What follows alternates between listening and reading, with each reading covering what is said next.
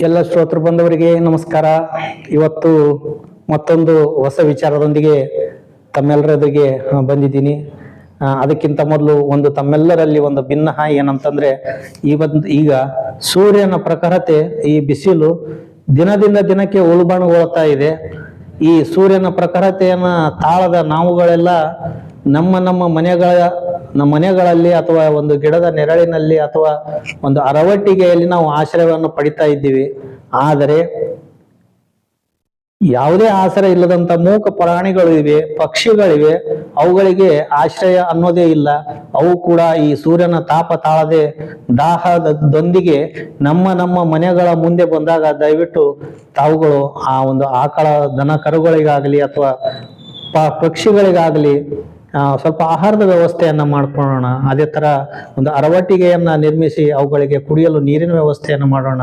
ವಿಶೇಷವಾಗಿ ಪಕ್ಷಿಗಳಿಗೆ ನಮ್ಮ ಮನೆಯ ಮೇಲ್ಗಡೆ ಸ್ವಲ್ಪ ಧಾನ್ಯಗಳನ್ನಿಟ್ಟು ಅದರ ಪಕ್ಕಕ್ಕೆ ನೀರಿಟ್ಟು ಅವಕ್ಕೆ ಏನಾದ್ರೂ ನೆರಳಿಗೆ ಸ್ವಲ್ಪ ವ್ಯವಸ್ಥೆ ಮಾಡಿಕೊಟ್ರೆ ನಮ್ಮಂತ ಒಂದು ಉತ್ತಮ ಕಾರ್ಯ ಮಾಡಿದವರೇ ಯಾರೂ ಇಲ್ಲ ಅಂತ ಈ ಸಂದರ್ಭದಲ್ಲಿ ಹೇಳ್ತಾ, ಅದೇ ತರ ನಿಮ್ಮ ಮನೆಗಳಲ್ಲಿ ಹಿರಿಯರು ಅನ್ನುವಂತ ವಯೋವೃದ್ಧರಿದ್ದಾರೆ, ಅವ್ರಿಗೂ ಕೂಡ ಅಥವಾ ಚಿಕ್ಕ ಮಕ್ಕಳು ಇರ್ತಾರೆ, ಅವ್ರಿಗೂ ಕೂಡ ನಾವು ಬಿಸಿಲಲ್ಲಿ ಹೊರಗೆ ಬಿಡದೆ ಅವರಿಗೆ ಹೊತ್ತಿಗೆ ತಂಪಾದ ಪಾನೀಯಗಳನ್ನು ಕೊಡ್ತಾ, ಒಳ್ಳೆ ಕುಡಿಯಲು ನೀರು ಕೊಡ್ತಾ ಅವ್ರನ್ನೂ ಕೂಡ ಈ ಬೇಸಿಗೆ ದಾಟುವವರೆಗೆ ಒಂದು ಮಗುವಿನಂತೆ ಕಾಪಾಡೋಣ ಅಂತ ಈ ಸಂದರ್ಭದಲ್ಲಿ ಹೇಳ್ತಾ, ಈಗ ಪ್ರಮುಖ ವಿಷಯಕ್ಕೆ ಬರೋಣ.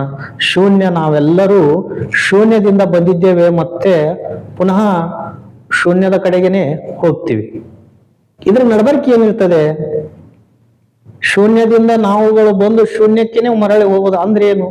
ಬರುವಾಗ ಏನೂ ತರಲಿಲ್ಲ, ಹೋಗುವಾಗ ಏನೂ ಒಯ್ಲಿಲ್ಲ.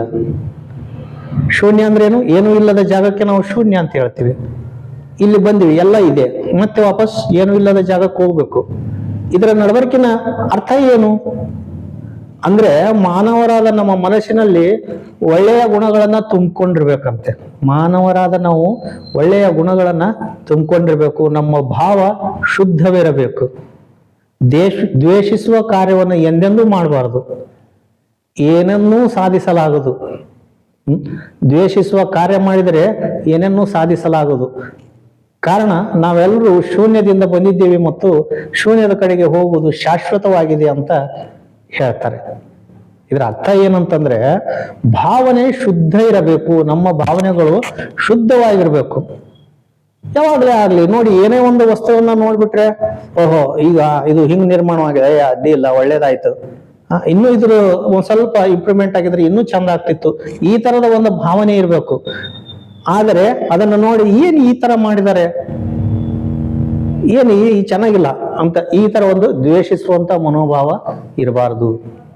ಅದಕ್ಕೆ ನಮ್ಮ ಭಾವ ಶುದ್ಧ ಭಾವೇನ ಭವತಿ ಅಂತ ಹೇಳ್ತಾರೆ. ನಮ್ಮ ಭಾವನೆ ಯಾವ ತರ ಇರ್ತದೆ ಅದೇ ತರ ನಮಗೆ ಸಿಗ್ತದೆ ಅಂತ ಹೇಳ್ತಾರೆ. ಇನ್ನ ದ್ವೇಷಿಸುವ ಕಾರ್ಯ ಮಾಡಿದ್ರೆ ಏನನ್ನೂ ಸಾಧಿಸಲಾಗದು.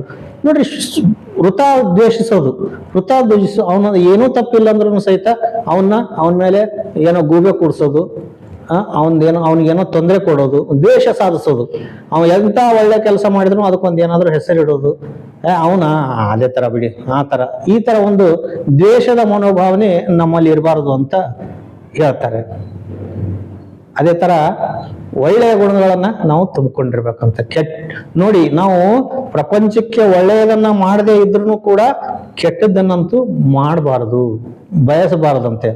ಒಳ್ಳೆಯದ ಮಾಡೋದಾಗದಿದ್ರು ಕೆಟ್ಟದ್ದನ್ನ ನಾವು ಬಯಸಬಾರದು. ಅಂದಾಗ ನಾವು ಒಳ್ಳೆಯವರಂತ ಅನಿಸ್ಕೊಳಕ್ ಸಾಧ್ಯ ಇದೆ. ನೋಡಿ, ಎಷ್ಟಿದೆ ಈ ಜೀವನ ಅಂತಂದ್ರೆ, ಇದು ಬರೀ ನಮಗಾಗಿ ಇದ್ದ ಜೀವನ ಅಲ್ಲ. ಇದು ಬರೀ ನನ್ನ ಹೆಂಡ್ರು, ನನ್ನ ಮಕ್ಕಳು, ನನ್ನ ಕುಟುಂಬ ಅಲ್ಲೇ ಅಲ್ಲ. ಇದು ಇರೋದು ಪ್ರಪಂಚದ ಒಂದು ಉಪಯೋಗಕ್ಕಾಗಿ ಬಂದಂತ ಈ ಜೀವ. ಅದನ್ನ ಬಿಟ್ಟು ನಾವು ಬರೀ ನಮಗಾಗಿ ಇನ್ನೊಬ್ರು ನೇತು ಕಟ್ಟೋದು, ಇನ್ನೊಬ್ರನ್ನ ಮಲಗಿಸೋದು, ಅವ್ರ ಮೇಲೆ ತುಳಿಯೋದು, ಅವ್ರ ಮೇಲೆ ವೃಥಾ ಒಂದು ದ್ವೇಷವನ್ನು ಬಿತ್ತೋದು, ಹೀಗೆ ಮಾಡಿ ನಮ್ಮ ಜೀವನವನ್ನ ನಾವು ಹಾಳು ಮಾಡ್ಕೋತಾ ಇದ್ದೀವಿ. ಇದು ಇದ್ರೆ ಒಳ್ಳೇದು ಆಗೋಲ್ಲ. ಅದಕ್ಕಾಗಿನೇ ಈ ಜೀವನ ಎಚ್ಚರದಿಂದ ನಡೆಸಬೇಕು ಅಂತ ತಿಳಿದವರು ಹೇಳಿದ್ದಾರೆ. ಅದಕ್ಕಾಗಿ ನಗುತ್ತಾ ಸಂತೋಷದಿಂದ ಜೀವನ ಮಾಡುವವನಿಗಿಂತ ಶ್ರೀಮಂತ ವ್ಯಕ್ತಿ ಯಾರೂ ಇಲ್ಲಂತೆ. ನಗುತ್ತಾ ಜೀವನ ಮಾಡ್ಬೇಕಂತೆ, ಅವನೇ ನಿಜವಾದ ಶ್ರೀಮಂತ ವ್ಯಕ್ತಿ. ಅದಕ್ಕಾಗಿ ಸಂತರು ಹೇಳ್ತಾರೆ, ಏನ್ ಹೇಳ್ತಾರ ಅಂತಂದ್ರೆ, ಬರುವಾಗ ಬೆತ್ತಲೆ, ಹೋಗುವಾಗ ಬೆತ್ತಲೆ, ಬಂದು ಹೋಗುವ ನಡುವೆ ಬರೀ ಕತ್ತಲೆ ಅಂತ. ಅದೇ ತರ ಯಾಕೆ ಬಡದಾಡ್ತಿತ್ತಮ್ಮ ಮಾಯಾ ಮೆಚ್ಚಿ ಅಂತ. ನೋಡಿ ಎಷ್ಟೊಂದು ಸೊಗಸಾದ ಕಾರಣಗಳಿವೆ, ಎಷ್ಟೊಂದು ಸೊಗಸಾದ ಒಂದು ಅನುಭವದ ಮಾತುಗಳಿವೆ. ಇನ್ನ ಕರ್ಮ ಮಾಡುವುದು ನಿನ್ನ ಕೆಲಸ, ಅದಕ್ಕೆ ಪ್ರಸಾದ ನೀಡುವುದು ನನ್ನ ಕೆಲಸ ಅಂತ ಕೃಷ್ಣ ಪರಮಾತ್ಮರು ಹೇಳ್ತಾರೆ. ನೋಡಿ ಎಷ್ಟೊಂದು ಅರ್ಥಗರ್ಭಿತವಾದಂತ ಸಾಲುಗಳಿವೆ. ಮಹಾಭಾರತದಲ್ಲಂತೂ ಹೇಳ್ತಾರೆ, ಆಕಳು ತನ್ನ ಹಾಲನ್ನು ತಾನು ಕುಡಿಯುವುದಿಲ್ಲ, ಮರ ನೆರಳನ್ನು ತಾನು ಅನುಭವಿಸುವುದಿಲ್ಲ, ಜೀವನ ಎಂದರೆ ನಮಗಾಗಿ ಬದುಕುವುದಲ್ಲ, ಬೇರೆಯವರಿಗಾಗಿಯೂ ಬದುಕಬೇಕು, ಅದುವೇ ಜೀವನ ಅಂತ ಮಹಾಭಾರತದಲ್ಲಿ ಕೆಲವೊಂದು ಸಾಲುಗಳಿವೆ. ಆ ಕಾರಣದಿಂದ ಶೂನ್ಯದಿಂದ ನಾವು ಬರುವಾಗ ಏನೂ ತಂದಿಲ್ಲ, ಮತ್ತೆ ಶೂನ್ಯಕ್ಕೆ ನಾವು ಹೋಗುವಾಗ ಏನೂ ಒಯ್ಯಲ್ಲ. ಈ ನಡುವಿನ ಏನು ಕೆಲವೊಂದು ಸಮಯ ಮಾತ್ರ ಇದೆಯಲ್ಲ, ಅಲ್ಲಿ ನಾವು ಒಳ್ಳೆಯ ಕೆಲಸಗಳನ್ನು ಮಾಡಬೇಕು, ಸಮಾಜ ಪರವಾದಂಥ ಕೆಲಸ ಮಾಡಬೇಕು, ಭಗವಂತನ ಒಂದು ನಾಮಸ್ಮರಣೆ ಮಾಡಬೇಕು.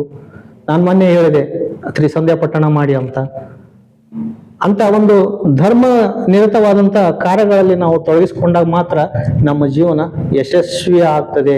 ಆ ಮರಳಿ ನಾವೇನು ಶೂನ್ಯಕ್ಕೆ ಹೋಗ್ತೀವಲ್ಲ, ಅವಾಗ ಏನಾದ್ರೂ ನೀನು ಒಯ್ತೀಯಾ ಅಂತಂದ್ರೆ ಈ ಸಂಪತ್ತನ್ನ ಮಾತ್ರ ನಾವು ಒಯ್ಯಕ್ ಸಾಧ್ಯ. ಬೇರೆ ಮಾಡಿದಂತ ಬೇರೆ ಯಾವ ಸಂಪತ್ತನ್ನು ನಾವು ಒಯ್ಯಕ್ಕಾಗಲ್ಲ. ಆ ಕಾರಣ ಬಂಧುಗಳೇ, ಶೂನ್ಯದಿಂದ ನಾವು ಬಂದಿದ್ದೀವಿ. ಇಲ್ಲಿ ಹಲವು ದಿನಗಳವರೆಗೆ ನಾವು ಜೀವನ ಮಾಡ್ತಾ ಇದ್ದೀವಿ.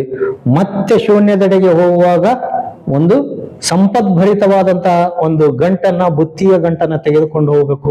ಆ ಸಂಪದ್ಭರಿತವಾದ ಬುತ್ತಿಯ ಗಂಟು ಯಾವುದು ಅಂದ್ರೆ ಧರ್ಮದಿಂದನೇ ಬರೋದು, ಕರ್ಮದಿಂದನೇ ಬರೋದು, ಧರ್ಮದಿಂದನೇ ಬರೋದು ಉಚ್ಛ್ರಾಯ ಸ್ಥಿತಿಯ ಒಳ್ಳೆಯ ಜೀವನ. ಆ ಕಾರಣದಿಂದ ಬಂಧುಗಳೇ, ನಾನು ಕೇಳುವಂತ ಶ್ರೋತೃಗಳಾದ ತಮ್ಮೆಲ್ಲರಿಗಿಂತ ಚಿಕ್ಕವನು. ಈ ಒಂದು 4 ಮಾತು ದೊಡ್ಡ ಅನಿಸಿದ್ರೆ ದಯವಿಟ್ಟು ಇದಕ್ಕೆ ನಾನು ಕ್ಷಮೆಯನ್ನು ಕೇಳ್ತೀನಿ. ಆದರೂ ಕೂಡ ನನ್ನ ತಿಳುವಳಿಕೆ ಮಟ್ಟಿಗೆ ನಾನು ಹೇಳಿದ್ದೀನಿ. ಇದು ಒಳ್ಳೆಯದು ಅನಿಸಿತ್ತಂದರೆ ತಾವು ದಯವಿಟ್ಟು ಒಂದು ಲೈಕ್, ಸಬ್ಸ್ಕ್ರೈಬ್ ಮತ್ತು ಕಮೆಂಟ್ ಮಾಡೋದನ್ನು ಮರಿಬೇಡಿ. ನಿಮ್ಮ ಒಂದೊಂದು ಲೈಕಿಂದ ನಾನು ಅತ್ಯಂತ ವೇಗವಾಗಿ ನನ್ನ ಒಂದು ಸಾಧನೆಯ ಮೆಟ್ಟಿಲುಗಳನ್ನು ಏರ್ತಾ ಇದ್ದೀನಿ.